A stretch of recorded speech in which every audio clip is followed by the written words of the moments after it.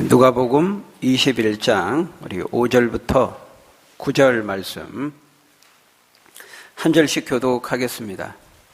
제가 5절을 읽습니다. 어떤 사람들이 성전을 가리켜 그 아름다운 돌과 헌물로 꾸민 것을 말하며 예수께서 이르시되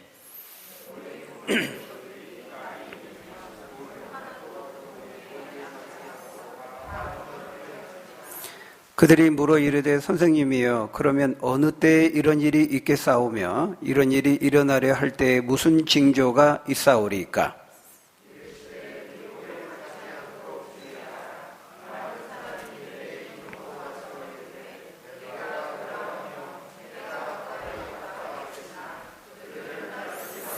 같이 읽겠습니다. 난리와 소요의 소문을 들을 때에 두려워하지 말라. 이 일이 먼저 있어야 하되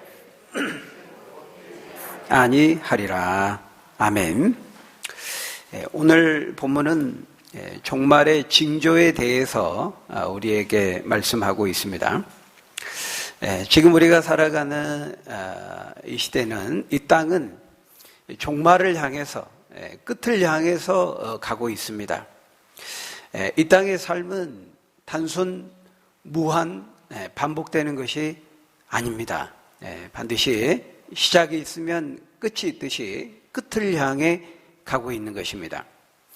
세상의 끝날이 반드시 있을 것인데 예수님은 오늘 본문을 통해서, 그리고 우리가 다음 주에 끝날지 다음 주에 끝날지 모르겠습니다만 2, 3주 더 우리가 보려고 하는데, 이 기록된 이 종말에 대한 강화의 이 말씀을 통해서 끝은 분명히 이루어질 것인데 그 끝날이 오기 전에 먼저 이루어져야 될 일이 있다는 것을 말씀하고 있습니다. 바로 우리가 그것을 이제 종말의 징조 이렇게 말합니다. 그 종말의 징조에 대해서 예수님은 몇 가지를 우리에게 말씀하고 있는데, 그것을 살펴보기 전에 먼저 예수님이 어떤 문맥에서 지금 이 말씀을 하고 있는지 한번 보십시오. 5절에 보니까요, 어떤 사람들이 웅장한 그 예루살렘 성전 건물을 가리키면서 말하죠. 마태복음과 마가복음에서는, 오늘 본문에서는 이제 어떤 사람들이 그랬는데, 마가복음과 마태복음 병행 본문에서는 이제 예수님의 제자들이 질문한 것으로 나옵니다. 예수님, 저 성전을 보십시오. 와, 정말 멋지지 않습니까? 저 값비싸고 아름다운 돌로 지어지기 위해서는 많은 헌금과 비용이 들어갔겠네요. 이 화려한 그 성전을 가리키면서 예수님께 말을 한 겁니다. 예수님이 그 말씀을 들으시고 대답하여 이르시되 뭐라 그랬습니까? 너희 보는 이것들이 한 날이 이를 것인데 그 날이 되면은 돌 하나도 돌 위에 남지 않고 다 무너지게 될 것이다. 이렇게 말씀하신 것입니다. 이거는 성전이 무너진다. 이거는 유대인들이 듣기에 청천벽력 같은 그런 충격적인 말이 아닐 수 없었습니다. 왜냐하면 유대인들에게 있어서 성전이라고 하는 것은 그들의 모든 것이었거든요. 그 성전이 무너진다, 이렇게 예수님이 말씀하신 것이죠. 이 성전은 유대인들에게 신앙과 삶의 전부였습니다. 적어도 외적으로는 그러했다는 거예요. 그만큼 유대인들이 성전을 사랑하고 정말 귀하게, 하나님을 사랑하는 마음으로 그렇게 성전을 귀하게 여겼느냐, 그런 건 아닙니다. 근데 적어도 외적으로 볼 때 그러했다는 거예요. 그 사람들이 정말 말하는 것처럼 성전을 귀하게 여겼다면은, 그들이 정말 그렇게 하나님을 사랑하는 마음으로 성전을 귀하게 여겼다면은 하나님 말씀대로 살아야 했죠. 근데 그러지는 못했습니다. 그 당시 그들의 영적인 상태가 어떠했습니까? 형식적이고 의식적인 그런 모양과 껍데기만 남았죠. 그럼에도 불구하고 이 성전을 대해서는 그런 종교적인 태도는, 외적으로 경건한 그런 종교적인 태도는 여전히 가지고 있었다는 거예요. 여러분, 우리가 불교를 안 믿어도 절에 가면 어떻습니까? 무신론자가 절에 법당에 가고 또 교회에 오면은요, 자기도 모르게 이제 모자를 벗고 손을 가지런히 하고 경건한 태도를 취하죠. 안 믿어도 사람이 왠지 그런 이제 종교적인 장소에 가면은 그런 태도를 취하게 되죠. 그런 것과 같은 거예요. 성전, 종교적인 것이고, 하나님에 대한 종교적인 그 외적인 거룩한 게 보이는 그런 의식적인 그런 태도를 가지고 있기는 했지만, 그러나 그 안에 정말 가지고 있어야 될 그 신앙의 본질적인 내용은 없었다는 거예요. 껍데기와 겉에 겉모양만 붙잡고 있었다는 것이죠. 오늘날에도 우리가 조상제사 하나 지내더라도요, 무당이 굿을 하더라도 그 얼마나 진지하고 엄숙한지 모릅니다. 막 땀을 흘리면서 막 굿을 하죠. 그런 거 보면은 굉장히 엄숙하고 진지합니다. 거기 정말 뭐가 있을 것 같아요. 뭐가 나타날 것 같아요. 그러니까 이스라엘 백성들이 성전에서 동물들을, 짐승들을 끌어다가 제사를 드렸습니다. 그러니까 그런 종교적인 의식과 외적인 어떤 절차들은 엄숙하게 진행한 거예요. 그 의식과 절차를 따라서 동물을 데려와서 안수하고 동물을 잡고 각을 뜨고 제단 위에 올려서 태우고, 이런 걸 그냥 겉에서 보면은 굉장히 거룩해 보이고 엄숙해 보이고 진지해 보이고 뭔가 있을 것 같아요. 하나님의 임재가 나타날 것 같아요. 그렇지만 그것은 겉으로 볼 때만 그러했고 실제로는 그런 게 없었다는 거예요. 신앙의 생명이 없었고 하나님의 임재는 없었고 종교적인 모양과 의식과 절차만 있었다는 것입니다. 그래서 이사야 29장 13절에서 이사야 선지자를 통해서 말씀하죠. 너희가 입으로는 나를 가까이 하고 입술로는 나를 존경한다고 하지만 실제 너희의 마음은 나에게서 멀리 떠났도다. 그렇게 말씀한 것처럼 마음과 중심으로는 정말 하나님을 사랑하고 하나님을 향한 그런 참된 믿음을 가지고 있지 못했다는 거예요. 우리가 지난 시간에도 살펴보았죠. 과부가 드린 2렙돈의 헌금을 통해서 그 율법을 입만 열면 율법했던 그 서기관들의 외식과 대조하면서 2렙돈이라고 하는 지극히 작은 헌금을 드린 그 과부를 칭찬했던 예수님의 말씀 우리가 지난해 살펴보았는데요. 그런 것들도 전부 다 그 외식과 가식과 위선에 대해서 말한 거거든요. 그러니까 이 성전이야말로 그 당시 이 유대인들의, 이스라엘 백성들의 그 종교적인 외식, 위선, 가식을 상징적으로 보여주는 대표적인 건물이 바로 성전이었다라는 것입니다. 겉으로는 화려했습니다. 성전이 웅장했습니다. 근데 진짜 그 안에 가지고 있어야 될 그 구원의 생명, 믿음의 본질, 신앙의 참된 내용, 이것은 가지고 있지 못했던 것입니다. 예수님이 말씀하는 지금 이 당시의 성전은 헤롯이 지은 성전이었습니다. 우리가 예루살렘 성전하면 제일 첫 번째로 성전을 지었던 사람이 누구였죠? 다윗의 아들 솔로몬이었죠. 솔로몬이 다윗이 모든 재원을 마련하고 솔로몬이 지었습니다. 그러니까 이런 재원을 준비한 기간들은 다 빼고 실제로 성전을 지었던 기간은 이제 7년이라고 하는 공사 기간을 가지고 그 솔로몬의 성전도 꽤 화려하게 지었습니다. 그런데 그 성전이 BC 586년에 바벨론의 3차에 걸친 침입을 받고 멸망하게 되면서 성전도 완전히 무너지게 되죠. 그런 다음에 이제 2차로 지어진 성전이 스룹바벨 성전입니다. 스룹바벨 성전. 바벨론의 그 포로 70년을 마친 다음에 바사왕 고레스가 바벨론을 정복한 페르시아죠. 성경으로는 이제 바사라고 하는데 그 바사왕 고레스가 그 포로된 이스라엘 백성들, 유대인들 다 돌아가게 해줍니다. 돌아와서 지었던 두 번째 성전이 바로 스룹바벨 성전이에요. 그러니까 스룹바벨의 지도하에 세워졌다 그래서 스룹바벨 성전 이렇게 말하는데, 이 스룹바벨 성전은 건축 기간도 이제 하다가 또 도중에 중단이 됩니다. 굉장히 열악한 조건에서 재원도 열악하고 물질적으로도 열악하고 방해도 있고 이러다 보니까 하다가 중단되다가 이제 실제로 건축한 기간 한 4년 정도밖에 안 됩니다. 굉장히 작고 초라하게 이제 성전을 재건하게 되죠. 그래서 이제 성전을 다 재건한 다음에 이스라엘 백성이 모여서 하나님 앞에 이제 예배를 드리는데, 그때 이제 노인들은 그걸 보고 막 대성통곡하고 울죠. 왜냐하면 그 첫 번째 솔로몬의 성전이 어떠했는지를 알고 보았던 그 노인들은 그것과 너무 비교가 되기 때문에 자신들에게 주어진 그 비참한 상황이 안타까워서 울었다고 성경은 기록하고 있어요. 그런 다음 이제 세 번째 성전이 바로 헤롯이 지은 성전입니다. 예수님께서 지금 이 대화를 나누면서 지금 가르쳐 보고 있는 그 성전이 바로 헤롯 대왕이 지은 성전입니다. 가장 화려하고 웅장한 성전으로 유명하죠. 이제 헤롯은 이제 유대인의 왕인데, 로마에 의해 세워진 유대인의 왕인데, 에돔 족속의 출신입니다. 유대인이 아닙니다. 그러니까 항상 열등의식이 있는 거예요.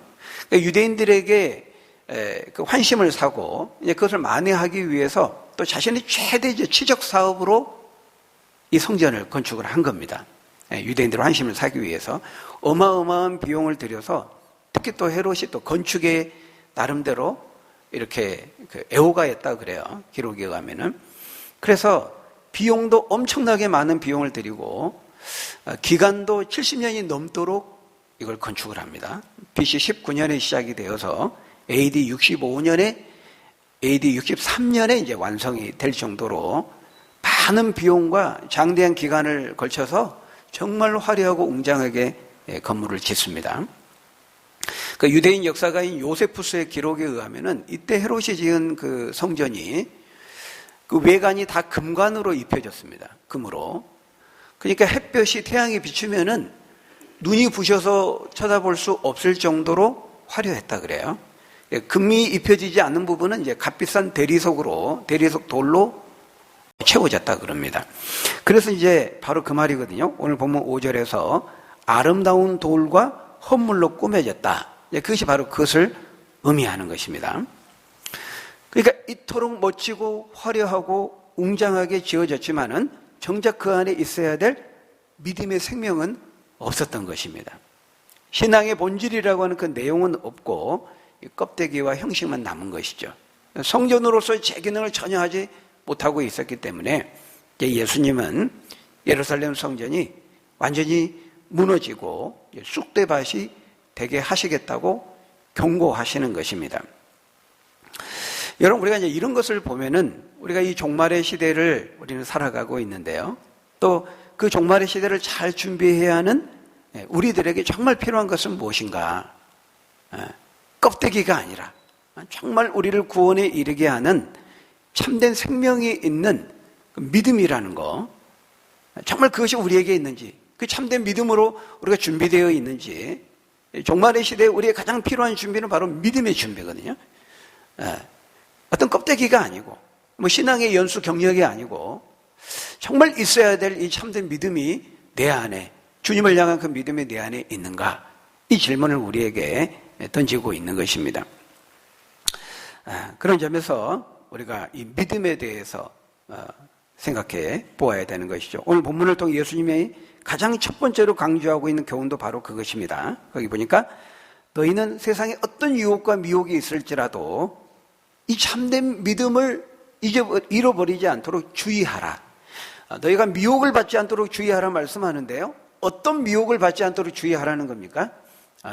너희가 미혹을 받아서 그 참된 믿음을 잃어버리지 않도록 주의하라. 그런 말이죠. 지금 예수님께서 제자들에게, 사람들에게 이 종말에 대해서 설교하시면서 강조하고 있는 것이 바로 그것입니다. 세상에 미혹을 받지 않도록 주의하라. 이렇게 말하고 있거든요. 그러니까 앞으로 너희 앞에 많은 유혹과 미혹이 있을 것인데 그 미혹에 넘어가서 참된 믿음을 잃어버리지 않도록 주의하라. 그렇게 말씀하는 것입니다. 여러분, 우리가 살아가는 이 종말의 시대에 정말 미혹이 많거든요. 정말 유혹이 많습니다. 수없이 다양한 방법으로 사탄은 우리에게 이 믿음을 빼앗아 가기 위해서 수없이 수단과 방법을 가리지 않고 우리를 유혹하고 미혹한다는 거예요. 그 미혹을 받지 않고 그 미혹에서 믿음을 잃지 않도록 주의하라고 말씀하는 거예요. 여러분, 지금도 우리가 영적인 이 싸움의 한복판에 우리가 서 있습니다. 그러게 바라기는 저와 여러분들이 어떤 세상의 유혹과 미혹이 있을지라도 주님을 향한 이 일양한 믿음, 참된 믿음을 절대로 잃어버리지 않도록 주의하시는 저와 여러분 되시기를 주의 이름으로 축원합니다. 예수님이 이제 그렇게 말씀하니까요, 제자들이 굉장히 이제 놀람과 충격 가운데 이제 질문을 합니다. 여기서 이제 사람들이라고 되어 있죠. 어떤 질문을 합니까? 그러면은 언제 그 일이 있겠습니까? 언제 어느 때에 그 일이 있겠습니까? 그리고 그 일이 이루어지기 전에는 어떤 일이 먼저 있겠습니까? 어떤 징조가 있겠습니까? 이렇게 질문을 합니다. 그렇게 물어보니까 이제 예수님이 대답을 하시죠. 근데 이제 8절 이하에 보니까 예수님이 예루살렘 성전 이야기를 하시는가 싶은데 그 성전 이야기만 하시는 것이 아니고 그 성전 이야기를 더 확장시켜서 세상의 종말에 대한 이야기로까지 확장시켜서 말씀을 하시는 거예요. 여러분, 오늘 본문을 보면서 이제 어떤 분들은 예수님이 세상의 종말에 대해서 말씀하는 게 아니라 이제 앞으로 있게 될 예루살렘의 멸망과 그 성전의 파괴에 대해서 그것에 대해서 예언하는 말씀이다, 이렇게만 보려고 하는 분들이 있어요. 그러나 그렇지 않습니다. 그러니까 오늘 본문이 이제 예수님이 AD 한 BC 5년에 태어나서 연도 한 사이 한 4, 5년 차이가 있는데 33살까지 이제 사셨으니까, 그러니까 약 한 AD 한 30년 이렇게 잡거든요. 지금 예수님이 말씀하시는 이 시기가. 이제 그로부터 한 40년 후에 AD 70년에 로마와 유대의 전쟁이 일어나면서 유대가 이제 반란을 일으킨 거죠.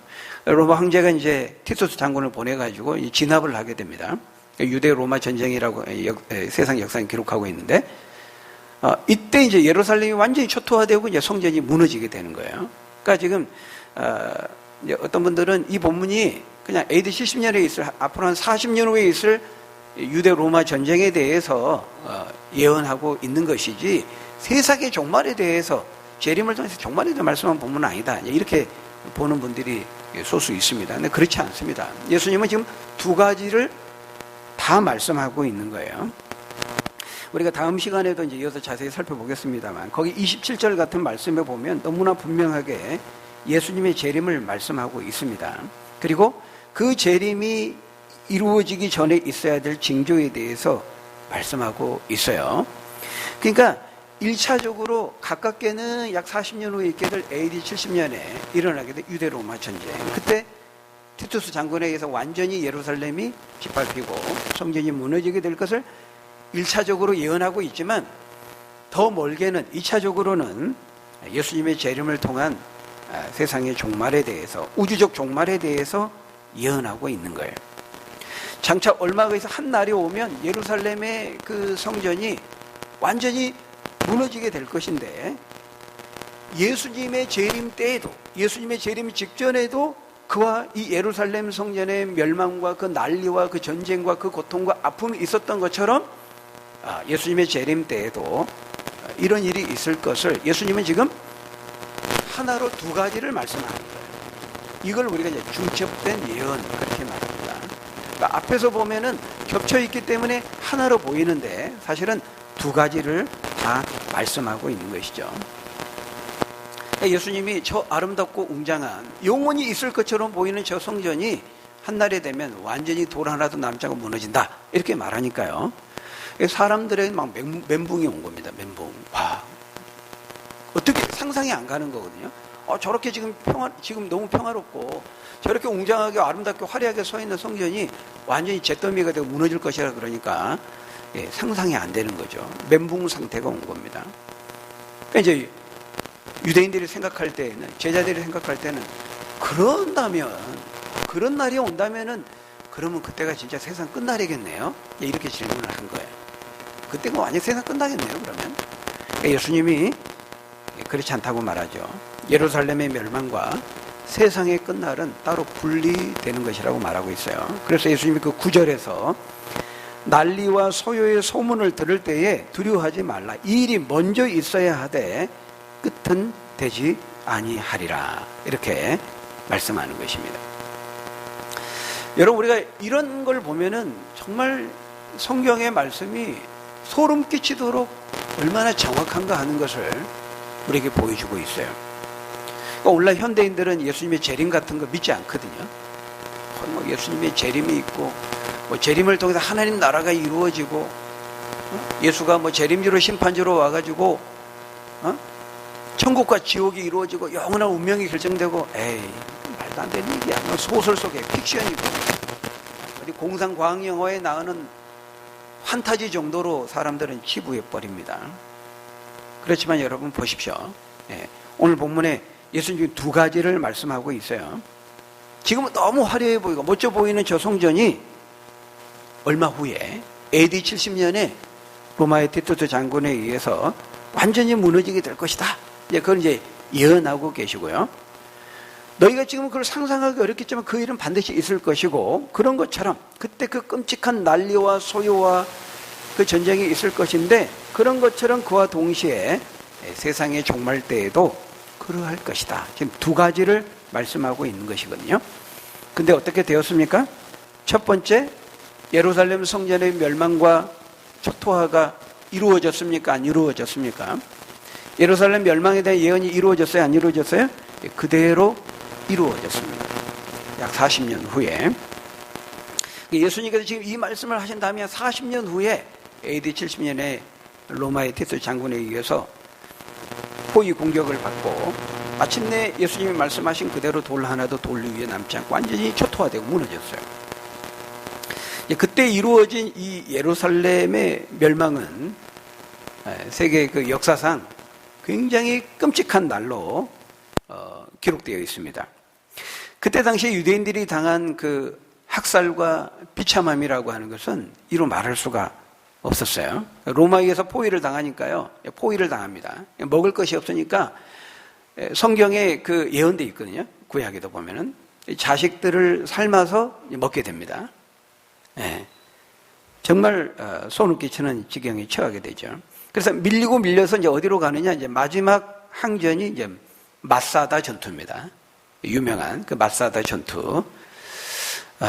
로마가 이제 다른 부분 지역은 다 금방 쉽게 점령을 했는데요. 이 마사다에서 3년간 항쟁을 합니다. 유대인들이. 굉장히 가파르고 높은 천연 요새죠. 근데 그 위에서 이제 빗물을 받아 저장해서 먹으면서 위에는 꽤 넓어요. 마사다. 약간 화산 분화구처럼 이렇게 생겼는데 그 높은 이제 대로 이제 피신해가지고 3년간 결사항전하게 됩니다. 마침내 이제 그 티투스 장군이 너무 높아서 이제 올라가지는 못하고 그 옆에다 토성을 쌓아가지고 비슷한 높이로 올라가서 나중에 정복을 하게 됩니다. 정복을 할 때 이제 가서 올라가 보니까 처참한 광경이 있는 거예요. 로마군에 의해서 우리가 죽을 수는 없다. 그래가지고 남은 유대인들 다 자결을 합니다. 그때 이 유대 로마 전쟁에 의해서 약 100만의 유대인들이 죽게 되고 약 거의 한 10분의 1 정도 되는 9만 7천 명 가량이 이제 포로로 끌려갔다고 기록되어 있죠. 근데 여러분 어쩌다가 이들이 이렇게 되었습니까? 예수님이 미리 하신 예언의 말씀, 경고의 말씀을 그들이 듣지 않았기 때문이었습니다. 지금 우리가 살펴보고 있는 이런 예언의 말씀을 비롯해서 예수님이 다 미리 예언하셨어요.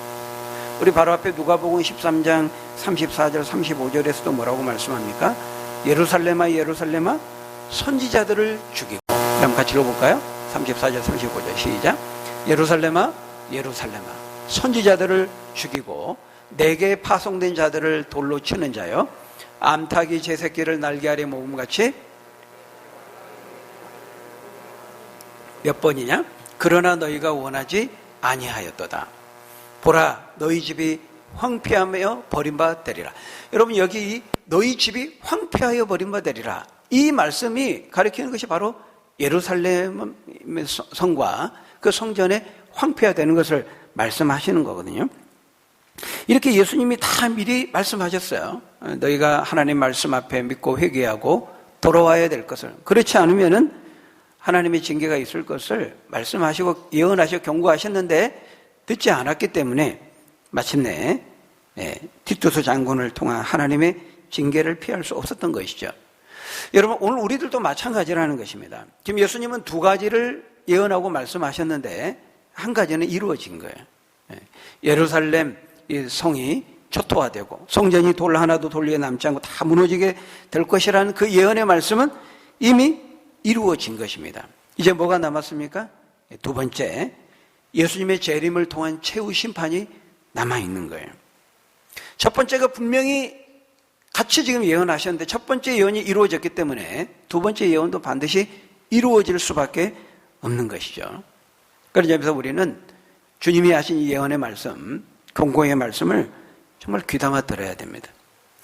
우리가 지금 어느 시대를 살아가고 있어요? 예수님이 초림하시고 앞으로 이제 재림하실 그 사이에 우리가 지금 살아가고 있습니다. 초림하여 이 땅에 오신 예수님께 십자가에 죽으시고 부활하시고 승천하여 가신 다음에 다시 재림해서 오신다고 분명히 말씀했어요. 네. 그러므로 우리는 이 재림과 관련된 예수님의 말씀과 이 경고의 예언의 말씀을 마음 깊이 새겨들어야 한다는 거예요. 여러분, 이 예루살렘의 멸망은 나중에 있게 될 재림을 통한 심판의 모형이 되는 것입니다. 모형, 모델하우스가 되는 것이죠. 이것을 보면 저것을 알 수 있는 거예요. 우리 모델하우스를 보면서 앞으로 실제 지어질 아파트를 알게 되는 것입니다. 네. 예수님이 한 번에 두 가지를 예언하셨는데 예루살렘 멸망이 이제 이루어졌다면 우리가 그걸 보면서 재림을 통한 그 두 번째 예언도 반드시 있게 될 것을 우리가 알게 된다는 거예요. 첫 번째를 보면서 그런 화와 재난과 그 고통을 당하는 것을 보면서도 두 번째를 준비하지 않으면 그와 같은 화를 당하게 될 것이라고 경고하고 있는 거예요. 여러분, 그런 점에서 오늘 본문에서 주님이 경고하시는 너희가 세상에 미혹을 받을지라도 이 믿음을 잃지 않도록 주의하라는 말씀에 우리가 주의해야 되는 것이죠. 여러분, 세상이 우리를 미혹한다고 그러는데 이 미혹에는 크게 두 가지가 있습니다. 우리는 우리에게 두 가지 미혹이 두 가지 방식으로 우리에게 찾아오는데 첫 번째는 방금 말씀드린 것처럼 하나님의 경고의 말씀을 이제 안 믿도록 미혹하는 것입니다. 이게 첫 번째입니다. 안 믿도록, 못 믿도록 미혹하는 것이 첫 번째 미혹의 방식이에요. 사탄이 우리를 미혹하는 방식이죠. 에이, 하나님 말씀 다 거짓말이야. 그거 믿지 마. 안 믿도록 미혹해요. 에이, 천국 지옥 그런 거 어딨어. 괜히 만들어낸 거지, 사람들이. 상상 속에 만들어낸 거지. 이제 이렇게 하나님의 그 종말에 대한, 재림에 대한 말씀 자체를 안 믿도록 미혹하는 겁니다. 여러분, 성경은요, 사탄이 할 수 있는 모든 수단과 방법을 동원해서 보일 수만 있다면 광명의 천사처럼 자신을 위장해서라도 수단과 방법을 가리지 않고 우리 하나님 말씀, 주님의 경고의 말씀을 믿지 못하도록 우리를 미혹한다고 말씀하고 있습니다. 거기에는 이제 세상에 수없이 많은 매체들이 다 동원됩니다. 문화적인 매체, 과학기술 문명의 매체, 다 동원됩니다. 드라마나 영화나 또 뭐 책이나 도서나 이론, 사상, 철학 이론, 과학기술 문명까지 동원해서 하나님의 말씀은 과학과 안 맞아. 허무맹랑한 이야기쯤으로 치부해 버리도록 미혹하는 겁니다. 하나님 말씀 안 믿도록 못 믿도록 미혹하는 게 첫 번째 방식이고요. 두 번째 미혹의 방법은 무엇입니까? 주님이 하신 그 종말에 대한 이런 재림에 대한 말씀을 믿기는 믿는데 잘못되게 믿게 하는 겁니다. 왜곡된 방식으로 믿게 하는 거예요. 그러니까 왜곡되게 믿게 해가지고 결국에는 종말에 대한 정말 자체에 대한 거부감을 갖게 하는 거예요. 이게 이제 사단의 고도의 전략입니다. 어떤 점에서 이 두 번째 미혹의 방법은 첫 번째보다 훨씬 더 파괴적이고 치명적이라고 할 수 있어요. 그때 이제 이용하는 사람들이 바로 이제 이단들입니다. 이단들을 사용해가지고 종말이나 재림이나 이런 것 자체에 대한 혐오감과 거부감을 갖게 해서 아예 종말에 대해서 종자도 꺼내지 못하도록 만드는 거예요. 그래서 그 18세기 미국에서 부흥을 주도했던 이끌었던 조나단 에드워즈가 했던 유명한 말이 있죠. 부흥의 시대에 사단은 모조 부흥으로 맞불을 놓는다. 이런 말을 했습니다. 부흥의 시대에 사탄이 쓰는 전략이 뭐냐? 모조 부흥, 가짜 부흥, 짝퉁 부흥을 퍼뜨려 가지고 맞불을 놓는다는 거예요.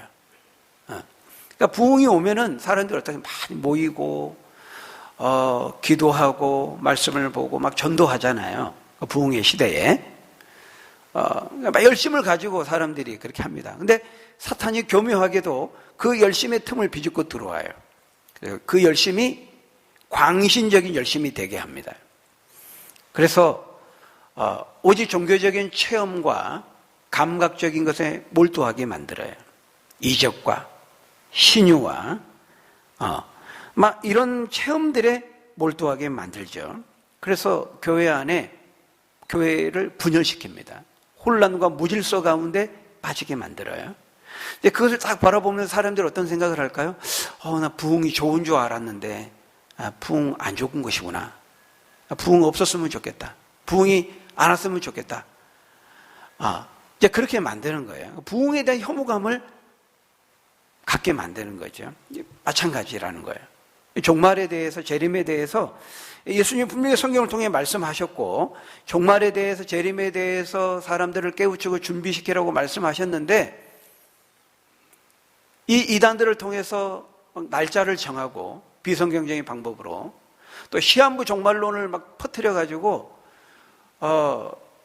우리가 다미 선교회라 알죠? 수없이 많은 그런 단체들, 헤븐리 게이트 같은 그런 데 자살하고 별별스러운 그런 일들이 다 이 종말과 관련해가지고 잘못되게 가르치고 믿고 그래서 자살하고 가정이 파괴되고 이런 일들이 역사 속에 얼마나 많이 있었습니까? 이런 걸 보면서 사람들이 누가 종말에 대해서 말하면 종자만 꺼내면 이제 거부감과 혐오감을 갖게 만드는 거예요. 그래서 우리가 깨어서 종말에 대해서 너희가 깨어 근신하고 준비하라고 성경은 말씀하고 또 그것을 잘 전하라고 말씀하는데 아예 이제 꺼내지 못하도록, 그럼으로써 우리가 건강하게 종말을 준비하고 영적인 준비를 하지 못하도록 사단이 만드는 것이죠. 바로 이게 이제 사단의 전략이라는 거예요. 그런 점에서 여러분, 우리는 오늘 예수님께서 가장 먼저 우리에게 말씀하시는 이 미혹을 받지 않도록 주의하라 하는 말씀을 마음 깊이 새겨야 되는 것입니다. 그러면서 뭐라고 말씀하고 있어요? 많은 사람이 내 이름으로 와서 내가 그라, 내가 그다 이렇게 말할 거라는 거예요. 그렇지만 너는 그들을 따르지 말라, 따라가지 말라 이렇게 말씀하고 있어요. 여러분, 이렇게 주님이 명백하게 미리 말씀하셨잖아요. 미혹받지 말고 내가 그리스도다, 내가 재림주다, 내가 하나님이다, 이런 자들이 앞으로 나타나게 될 것이다 이렇게 말씀하셨거든요. 그런 다음에 어떻게 됐어요? 정말 예수님이 말씀하신 대로 2000년의 교회 역사 속에서 그런 사람들이 많이 등장했습니다. 세계적으로, 우리나라뿐만 아니라 우리나라 안에서만도 한 20여 명 가까이 되죠. 하나님이 많아요, 우리나라에. 지금은 좀 많이 줄었어요, 죽어가지고.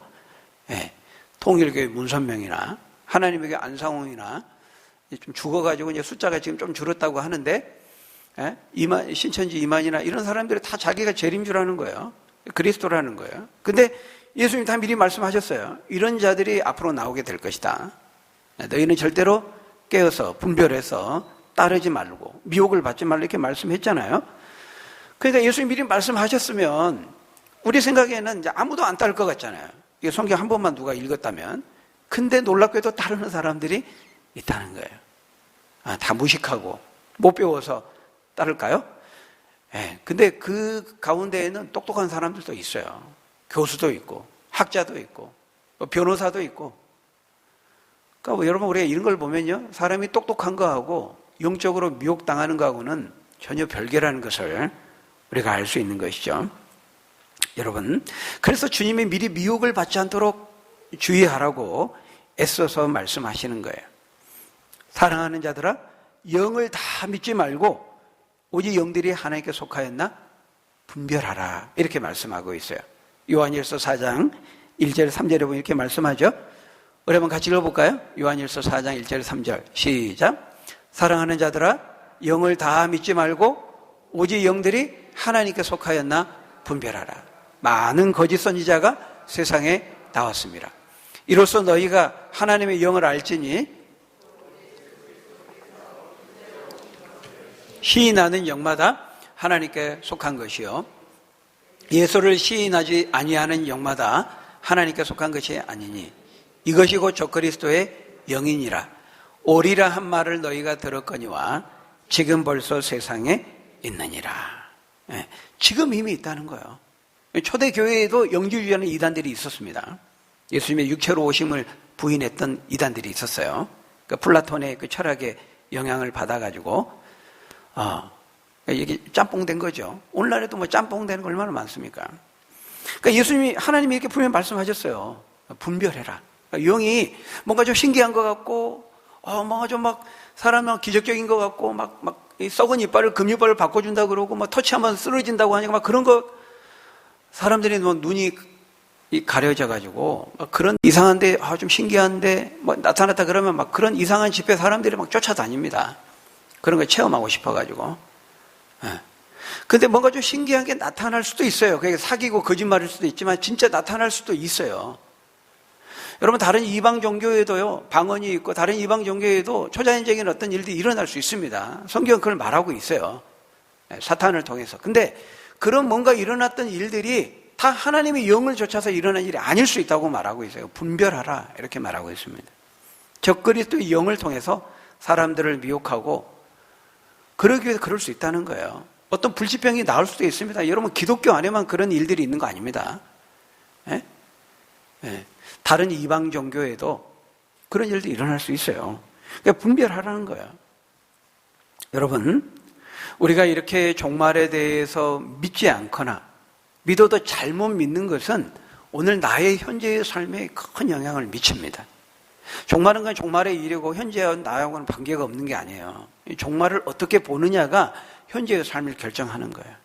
우리가 나중에 예수님 앞에 심판주 앞에 서게 된다는 것을 믿고 알고 오늘을 살아가는 사람과 그냥 죽으면 그냥 끝나는 거지. 이 땅에서 한평 살고 끝나는 것이지 라고 생각하면서 오늘을 살아가는 사람과 절대로 같을 수 없는 거예요. 종말론, 사후관, 내세관이 어떠냐에 따라서 그것은 지금 나의 현재의 삶에 영향을 미치는 것입니다. 여러분, 예수님 분명하게 우리에게 말씀했어요. 예루살렘 성전의 돌 하나도 남지 않고 다 무너지게 될 것이다. 말씀하신 대로 이루어졌습니다. 그 이루어진 것처럼 재림을 통한 종말에 대한 예수님의 하나님의 그 경고의 말씀도 반드시 이루어지게 될 것입니다. 여러분, 이 믿음을 갖지 못하도록 세상은 끊임없이 사단은 우리를 미혹하고 유혹할 것이지만 여러분, 절대로 흔들리지 말고 이 경고의 말씀, 이 약속의 말씀, 이 주님의 예언의 말씀, 성경의 말씀을 마음 깊숙이 간직해서 그 말씀 따라가고 믿음을 가지고 이기며 승리하는 저와 여러분들이 다 되시기를 예수님의 이름으로 간절히 축원합니다. 기도하겠습니다. 아버지 하나님, 할 수만 있다면 우리가 믿지 못하도록 또 잘못되고 왜곡되게 믿도록 사단은, 세상은 우리를 끊임없이 미혹하고 유혹한다고 미리 말씀하셨습니다. 그러게 너희가 그 미혹을 받아서 주님을 향한 말씀을 향한 참된 믿음을 잃어버리지 않도록 주의하라고 말씀하셨사온데 하나님, 우리가 주의해서 우리가 이 하나님의 말씀을 온전히 믿고 믿음으로 잘 준비해서 우리가 그 날에 이 말 그 고통을 당하고 후회하는 그런 불행한 인생이 되지 않도록 하나님, 우리가 흔들림 없는 믿음을 가지고 하나님 말씀 붙잡고 믿음으로 승리하며 나아가는 우리 모두가 될 수 있도록 하나님 인도해 주옵소서. 예수님 이름으로 기도하옵나이다. 아멘.